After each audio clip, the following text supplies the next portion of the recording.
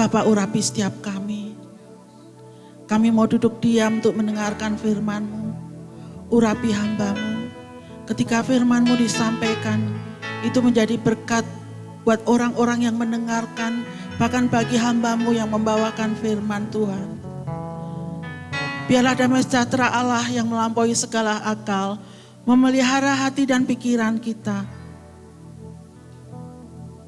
Sehingga ketika firman disampaikan,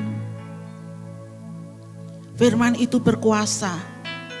Karena kami percaya firman itu adalah Engkau sendiri Tuhan. Dan firman itu sanggup mengubah hidup kami Bapa. Dan kami siap untuk melakukan firman-Mu. Hanya di dalam nama Tuhan Yesus kami berdoa mengucap syukur. Haleluya. Mari sama-sama katakan amin. Puji Tuhan, silahkan duduk. Terima kasih buat pemuji. Shalom. Ya, puji Tuhan, hari ini adalah minggu yang terakhir di tahun 2020. Pasti banyak peristiwa yang tidak akan kita lupakan apa yang terjadi. Tetapi kita patut bersyukur karena kasih karunia Tuhan. Kita ada sebagaimana kita ada saat ini, semuanya karena kasih karunia Tuhan. Amin.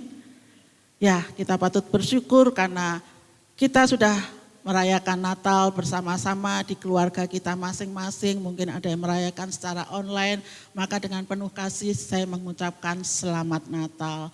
Tuhan Yesus memberkati.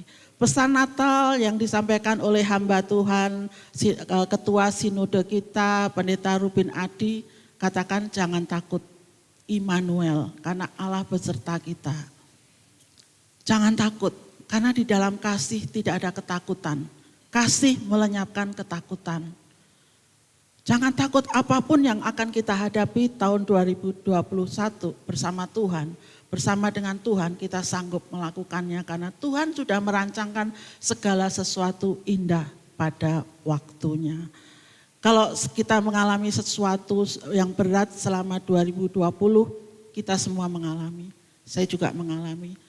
Tetapi sekali lagi jangan takut. Kasih melenyapkan ketakutan. Maka judul firman Tuhan pagi hari ini adalah hidup adalah tentang kasih. Bapak, Ibu, Saudara yang dikasihi Tuhan, kebutuhan dasar setiap manusia adalah kasih. Kasih adalah kebutuhan dasar hidup manusia. Semua manusia butuh dikasihi. Manusia tanpa kasih sesungguhnya bukan manusia, saya katakan. Itu adalah robot. Robot-robot yang bernafas. Kasih adalah nyawa dari kehidupan. Makanya firman Tuhan katakan sekalipun kita ini bisa berbahasa malaikat tanpa kasih. Bahkan kita ngerti seluruh bahasa manusia di dunia tanpa kasih. Itu kita seperti gong yang berkumandang. Sekalipun kita ini punya karunia apapun, bahkan kita hebat, bisa bernubuat, punya pengetahuan yang luar biasa. Tanpa kasih kita tidak ada gunanya, tidak ada faedahnya itu kekayaan apapun. Sekalipun kita sudah berbuat baik nih, bagikan harta kita, berbuat sedekah, bahkan menyerahkan nyawa kita. Tanpa kasih sia-sia, itu firman Tuhan. Makanya kasih adalah nyawa dari kehidupan. Kehidupan di dunia ini tidak akan berlangsung, tidak ada bisa berjalan tanpa kasih. Nah, puji Tuhan peristiwa Natal ini mengingatkan kita betapa kita ini dikasihi Tuhan. 1 Yohanes 4 ayat 19 katakan kita mengasihi Allah karena Allah lebih dulu mengasihi kita. Kita mengasihi karena Allah lebih dulu mengasihi kita. Dan kita tahu bahwa kasih Allah itu terbukti ketika Allah mengaruniakan anaknya yang tunggal. Supaya kita yang percaya tidak binasa, melainkan beroleh hidup yang kekal. Seperti Yohanes 3 ayat 16. Kedatangan Tuhan Yesus di dunia ini adalah bukti kasih Allah yang begitu besar. Ada satu tokoh yang luar biasa yaitu Dr. Martin Luther, dia adalah seorang pendeta yang kita tahu, seorang pendeta yang berkulit hitam yang menerima hadiah Nobel pada tahun 1963. Dia melawan diskriminasi terhadap hak-hak orang kulit hitam dengan kasih, tanpa perlawanan, tanpa kekerasan, walaupun akhirnya dia harus mati tertembak oleh orang yang membenci orang-orang kulit hitam. Tetapi buktinya Martin Luther itu dikenang sampai sekarang dengan kata-kata mutiaranya, dengan quotes-quotesnya yang luar biasa, yang saya percaya ini diambil, dikutip dari Alkitab. Dia katakan bahwa kegelapan tidak dapat mengusir kegelapan, hanya terang yang bisa melakukannya. Hanya kasih yang bisa mengusir kegelapan yang ada di dunia ini, yang sekarang ini sedang melanda dunia adalah kegelapan. Hanya kasih kita. Kemudian dikatakan kebencian tidak dapat mengusir kebencian. Hanya kasih yang dapat melakukannya. Jadi apapun masalah Bapak Ibu semua, saya juga mengalami banyak masalah. Tetapi dengan kasih kita bisa menyelesaikan masalah itu. Mungkin kita mempunyai anak narkoba, masa depannya suram, kecanduan narkoba. Tetapi ketika ada orang tua yang penuh kasih, maka anak itu akan mengalami perubahan dan akan mendapatkan masa depan yang penuh pengharapan. Ketika seorang istri dihianatin oleh suaminya, disakitin, mungkin suaminya bertobat, belum bertobat, masih seorang penjudi, masih mabok, masih kasar, masih melakukan hal-hal yang tidak benar. Karena kasih seorang istri, suami bisa berubah.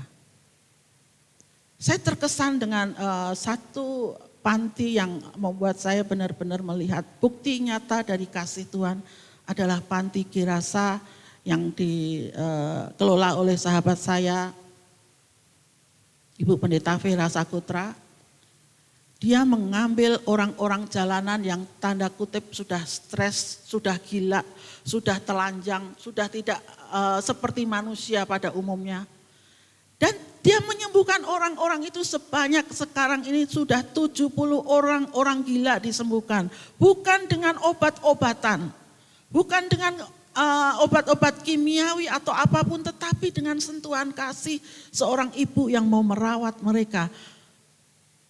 Pengelola yayasan itu merawat mereka dengan kasih, merawat mereka dengan firman Tuhan, memberkati mereka dengan pelajaran-pelajaran firman Tuhan. Akhirnya kasih itu mampu mengubah mereka menjadi manusia-manusia yang normal. Dan mereka sekarang adalah manusia-manusia yang produktif, wanita-wanita yang produktif yang menghasilkan sesuatu sehingga Panti Kirasa sekarang juga diberkati. Saya terkesan dengan itu, kenapa? Memang kasih itu next spin, kasih itu adalah satu kekuatan yang dahsyat. Tidak ada kekuatan apapun di dunia ini yang mampu menandingin dari kekuatan kasih. Tidak ada kekuatan apapun, coba.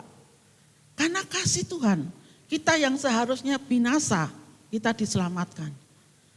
Karena kasih itu memadamkan api kemarahan kita, memadamkan api kebencian kita, memadamkan permusuhan kita karena kasih. Saudara-saudara kita yang kita kasihin, kalau dalam keluargamu masih terjadi permusuhan, itu artinya engkau sedang dibentuk Tuhan untuk engkau dapat memiliki kasih Allah itu. Kasih itu menghancurkan keegoisan kita dengan memberi pengampunan. Kita merendahkan diri walaupun kita di pihak yang dirugikan, kita tetap mengasihi. Kasih itu menghancurkan keegoisan kita. Kasih itu mengalahkan kejahatan. Mengalahkan keserakahan yang sekarang sedang terjadi di dalam dunia ini. Semua manusia cenderung mencari harta kekayaan dengan cara-cara yang mereka anggap itu yang baik bagi mereka. Tetapi itu sejujurnya adalah keserakahan. Dan kasih itu melenyapkan ketakutan. Barang siapa takut, sesungguhnya kasihnya belum sempurna. Mari mengakhiri tahun 2020 kita evaluasi diri kita sendiri. Kita tidak usah memandang orang, kita tutup mata terhadap orang, tapi tutup mata artinya kita melihat ke dalam. Mengakhiri tahun 2020 kita melihat ke dalam. Sudahkah kasih Allah itu ada di dalam kita? Sudahkah kasih Allah itu membawa perubahan buat kita? Kalau saya pernah bersaksi bahwa saya mempunyai adik yang pernah di penjara, masuk penjara sampai 2 kali karena kecanduan narkoba.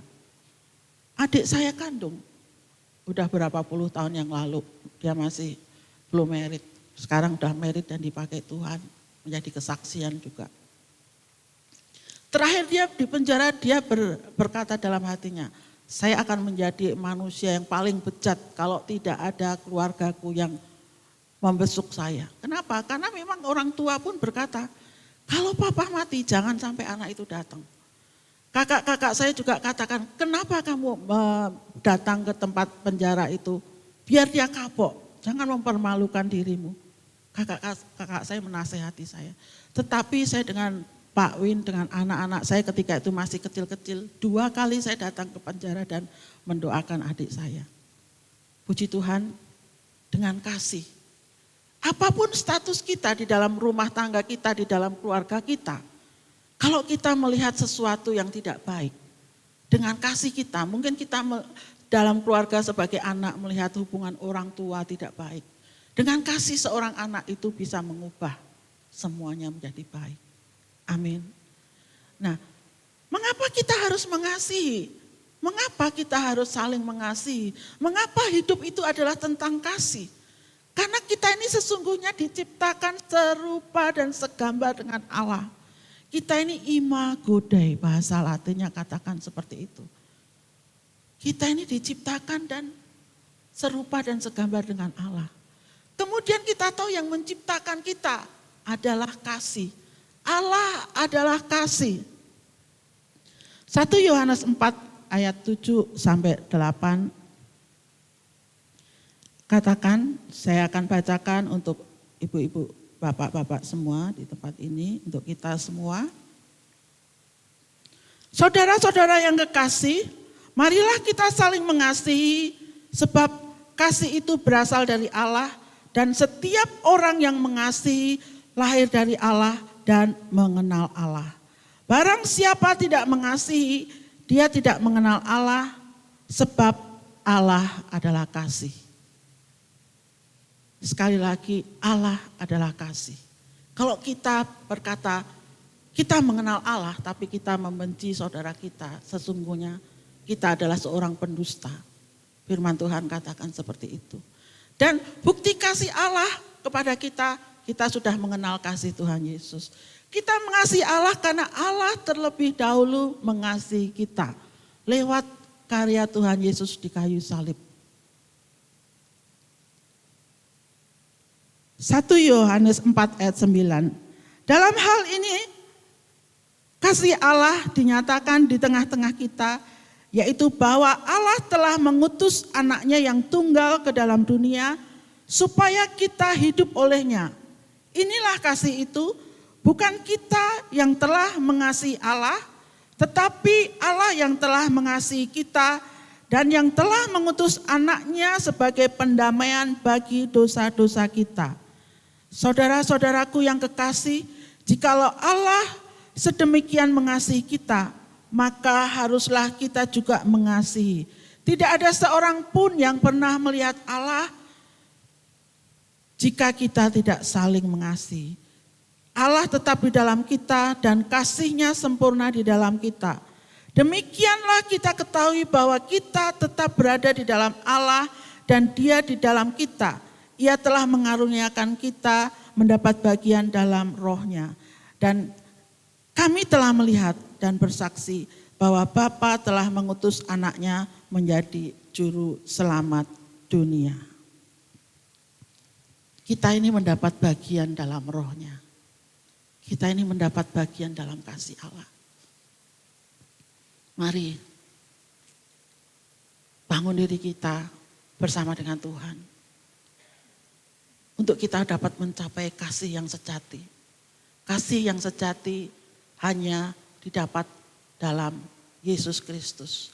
Kasih yang sejati ketika kita mengenal Allah. Kita dapat mengasihi ketika kita mengenal kasih Allah. Dan kita hanya bisa mengenal kasih Allah hanya lewat karya Tuhan Yesus di kayu salib. Hanya lewat karya Tuhan Yesus di kayu salib kita bisa melihat kasih Allah yang sempurna. Kita harus mempraktekkan kasih Allah itu. Bukti dari kita mengasihi sesama adalah kita mengenal kasih Allah dan lahir dari Allah. Kita disebut anak-anak Allah, amin. Maka kita harus memiliki kasih yang sejati. Kasih yang dari Bapa kita. Esensi dari kasih, next week. 1 Korintus 13 ayat 4-7. Kasih itu sabar. Sudahkah kita mengasihi keluarga kita dengan sabar? Sudahkah kita mengasihi saudara kita dengan murah hati? Sudahkah kita mengasihi suami kita, istri kita dengan tidak cemburu? Sudahkah kita mengasihi sesama kita dengan tidak memegahkan diri dan tidak sombong? Sudahkah kita tidak melakukan yang tidak sopan? Mari perbaiki tutur kata kita, perbaiki segala sesuatu tindakan kita, bahkan dandanan kita pun kita harus sopan. Itu menunjukkan kita mengenal Allah, kita lahir dari Allah, kita adalah anak-anak Allah. Kasih itu tidak mencari keuntungan diri sendiri, dia tidak memarah. Ketika kita melakukan yang kita tadi lakukan, mungkin kita seorang yang hebat, kita seorang pendoa di gereja, kita seorang hamba Tuhan yang luar biasa di gereja kita lakukan. Kita mungkin seorang dermawan yang luar biasa membagi-bagikan segala milik kita. Tetapi kalau kita tidak bisa mengusir sifat kemarahan kita, sifat pemarah kita, sesungguhnya kita tidak mengasihi. Kita tidak sempurna dalam hal kasih.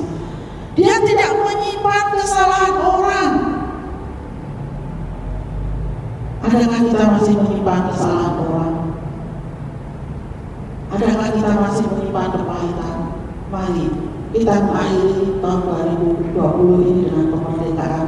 Kita lepaskan pengampunan kepada orang yang bersalah kepada kita. Dia tidak bersuka cita karena ketidakadilan, tetapi karena kebesaran. Kasih menutupi segala sesuatu.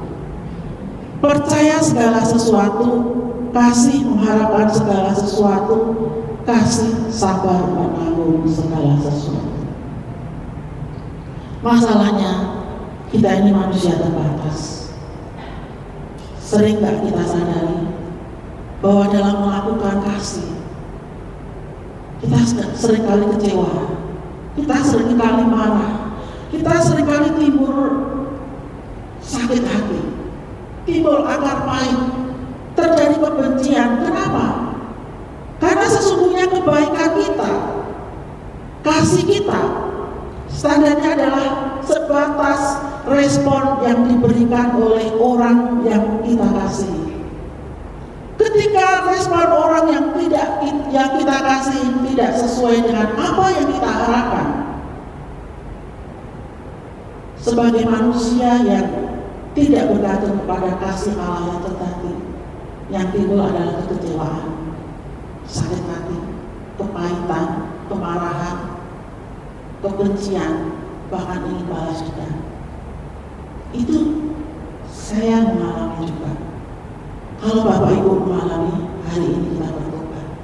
Kita harus bertobat. Pertobatan itu setiap hari. Sebagai manusia biasa kita lemah.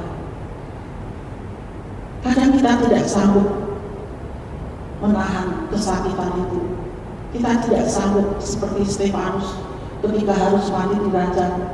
Dia tidak merasakan kesakitan, dia tidak membenci orang-orang yang merajam mereka. Dia bahkan melihat surga terbuka. Ketika saat dirajam seharusnya dia menderita kesakitan, tetapi Stefanus melihat surga terbuka. Kenapa? Karena dia mengasihi orang yang menganiaya dia. Dia mohonkan ampun untuk orang yang menganiaya dia. Seperti Tuhan Yesus di kayu salib.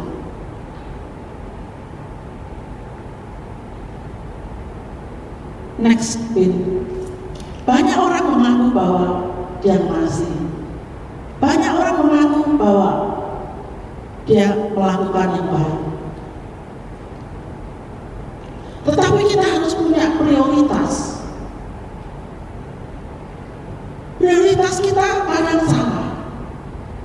Ketika ada seorang istri disakitin, dikhianatin oleh suaminya, maka prioritas seorang istri bukan mengasihi suaminya, tetapi kasihnya tercurah semua kepada anak-anak. Itu adalah yang salah. Itu salah. Kenapa? Itu tidak sesuai dengan firman Tuhan. Kejadian di Taman Eden jelas sekali memberi pelajaran kepada kita. Keluaran 20, 10 perintah Allah juga menjadi pelajaran buat kita, bahwa pertama prioritas kita adalah mengasihi Allah. Mengasihi Allah dibuktikan ketika kita benar-benar mengasihi keluarga kita dulu. Sebagai seorang anak, statusmu apapun di dalam keluarga itu, mungkin kau hanya dalam statusmu dalam keluarga itu cuma sebagai saudara. Mungkin sebagai seorang istri, prioritas kasih seorang istri setelah dia mengasihi Allah adalah kepada suaminya. Dan prioritas seorang suami ketika dia sudah mengasihi Allah adalah mengasihi istrinya. Dan prioritas seorang anak ketika dia dilahirkan, dia adalah harus mengasihi orang tuanya. Seperti 10 perintah Allah yang keempat, hormatilah orang tuamu. Artinya, prioritas kita adalah kepada keluarga kita. Saya katakan dusta kalau kita mengasihi orang lain yang bukan keluarga kita, tetapi kita masih membenci keluarga kita, masih membenci saudara-saudara kita yang masih saudara dan sebagainya. Kita adalah pembohong. Maka dikatakan kalau kita membenci saudara kita, firman Tuhan katakan kita ini seorang pembunuh manusia.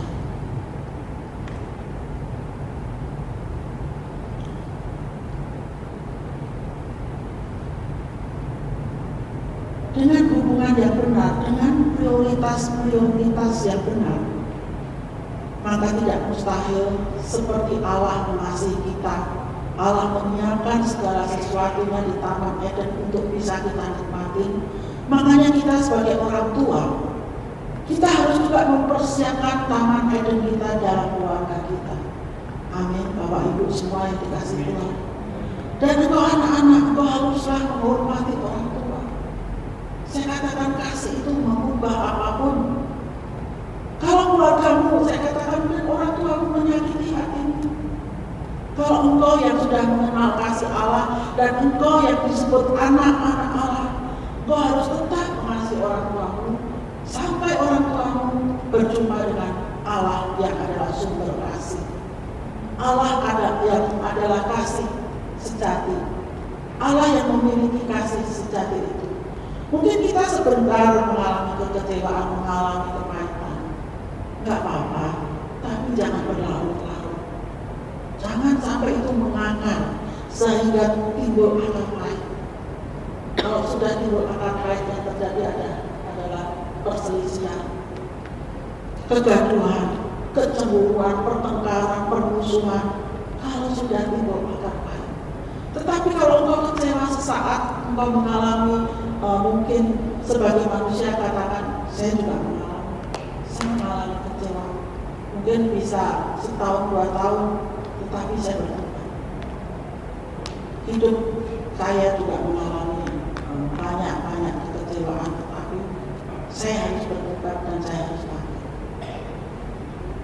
Mari firman Tuhan katakan, hiduplah dalam kasih. 1 Yohanes 4 ayat 20 sampai 21 saya akan bacakan.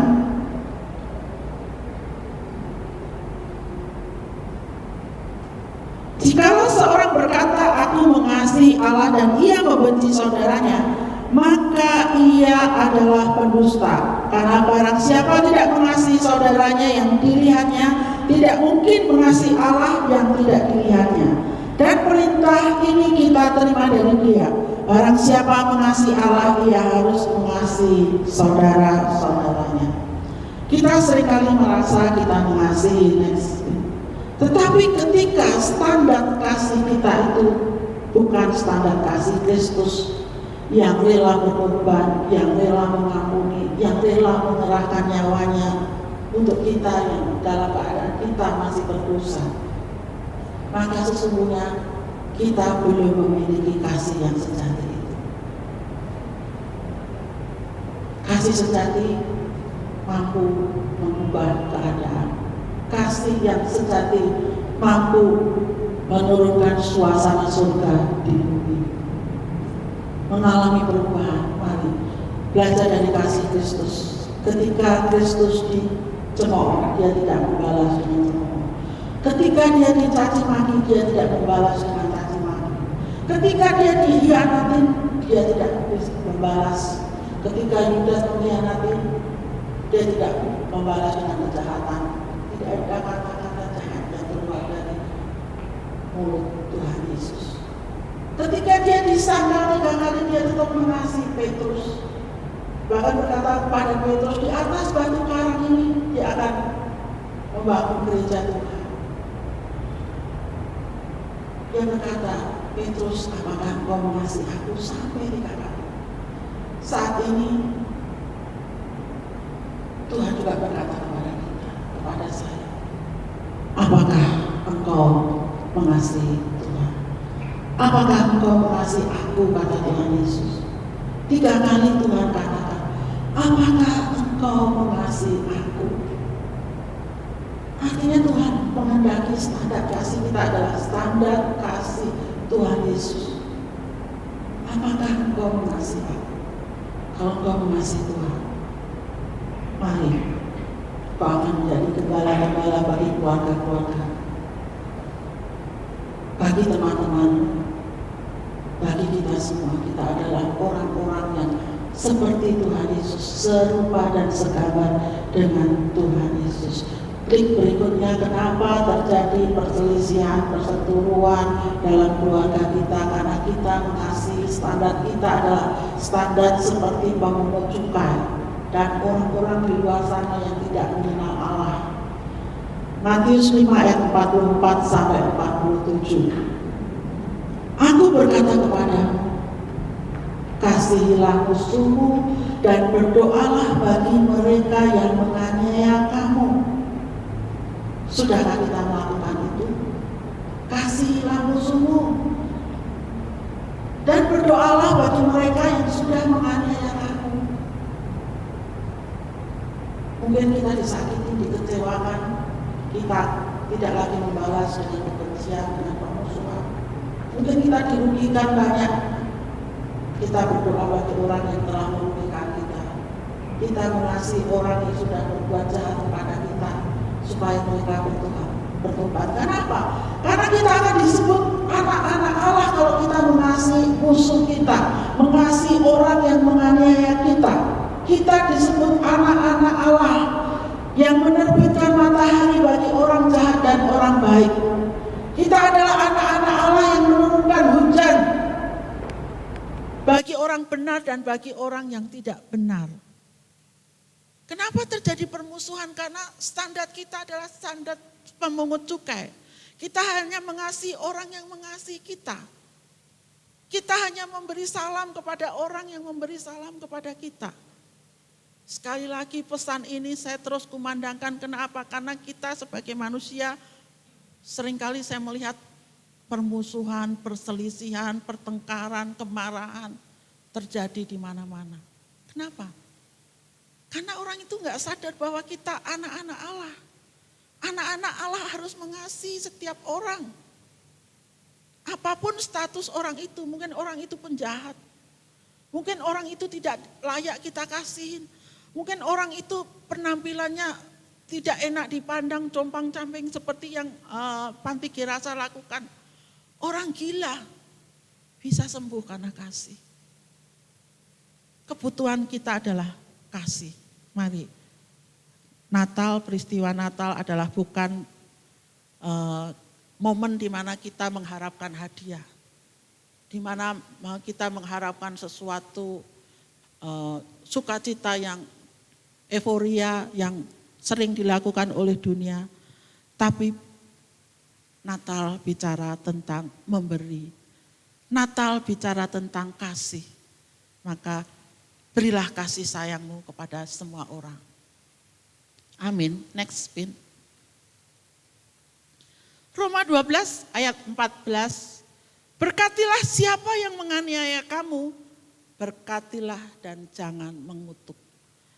Janganlah membalas kejahatan dengan kejahatan, lakukanlah apa yang baik bagi semua orang. Jadi tidak ada pilihan-pilihan, oh engkau dari suku ini, engkau berkulit kuning, engkau berkulit hitam, engkau berkulit putih. Tidak ada, tapi bagi semua orang tidak ada diskriminasi.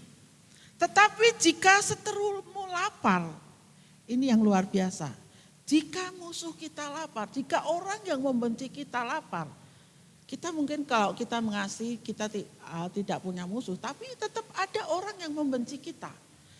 Tetap ada orang yang akan berseteru dengan kita, dengan memberitakan kabar-kabar bohong, kabar-kabar buruk tentang kita, dengan gosip tentang kita, pasti ada. Tetapi firman Tuhan katakan, jika seterumu lapar, berilah dia makan. Jika dia haus, berilah dia minum. Dengan berbuat demikian, kamu menumpukkan bara api di atas kepalanya. Janganlah kamu kalah terhadap kejahatan, tapi kalahkanlah kejahatan dengan kebaikan. Amin. Sesungguhnya kita bisa melakukan ini ketika kita bergantung kepada Tuhan. Karena Tuhan adalah sumber kasih. Next spin. Saya katakan, kadang kita salah. Mengejar sesuatu yang dunia ini, yang dapat kita lihat di dunia ini. Kadang kita salah. Mengejar harta, mengejar kedudukan, mengejar pelayanan, mengejar sesuatu yang fana. Jangan sampai ini terjadi. Saya pernah mengalami, tapi ini bukan satu kesalahan yang fatal karena saya tetap mengasihi Tuhan. Akhir tahun adalah momen saya, waktu saya masih bekerja, waktu saya masih muda, waktu saya belum punya banyak anak, masih pertama-pertama married gitu ya. Akhir tahun adalah momen di mana saya menghitung aset yang sudah saya beli, menghitung harta yang sudah saya punya, menghitung ruko yang sudah saya beli. Itu saya lakukan di awal-awal tahun pernikahan saya. Itu sebenarnya enggak salah.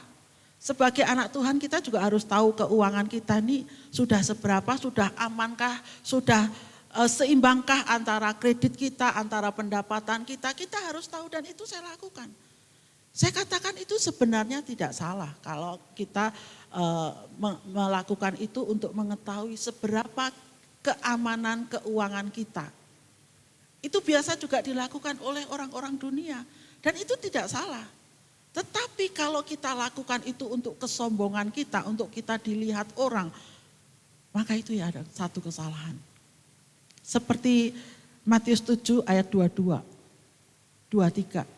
Hari-hari terakhir ini akan banyak orang berkata, Tuhan, Tuhan, bukankah aku sudah bernubuat demi namamu, mengusir setan demi namamu, mengadakan banyak mujizat demi namamu. Tapi Tuhan berkata, hanyalah engkau pembuat kejahatan. Aku tidak mengenal kamu. Tuhan mengenal kita bukan karena pelayanan kita yang spektakuler seperti tadi yang dilakukan hamba Tuhan yang luar biasa mengadakan banyak mujizat. Tuhan mengenal kita bukan karena kita mempunyai rumah yang besar, ruko yang banyak, mempunyai harta yang berlimpah, kedudukan yang tinggi, mungkin di organisasi kita adalah ketua organisasi. Tuhan tidak mengenal kita lewat itu. Tuhan Tuhan mengenal kita lewat seberapa kasih yang sudah engkau miliki, yang sudah engkau bagikan. Kasih adalah aset kita yang terbesar, yang kita miliki. Kasih adalah aset kita yang abadi, yang kita bawa pulang nanti. Klik berikutnya, Pin. Kasih adalah aset terbesar yang kita miliki. Kasih adalah aset abadi yang akan kita bawa pulang. Kita banyak mengalami harta kita hilang. Bahkan saya juga mengalami ruko ini pun mau kebakar. Tapi saya serahkan Tuhan, ini bukan punya saya. Dulu bukan punya saya, kalau engkau izinkan ini menjadi punya saya. Terima kasih. Kalau engkau izinkan ruko ini harus lenyap karena terbakar, saya tetap mengucap terima kasih. Harta yang kita kumpulkan bisa hilang dalam sekejap. Tetapi kasih kita akan terus abadi. Demikian tinggal ketika hal ini, iman, harap, dan kasih. Dan yang terlebih besar dari itu adalah kasih kita. Amin. Mari kita bangkit berdiri.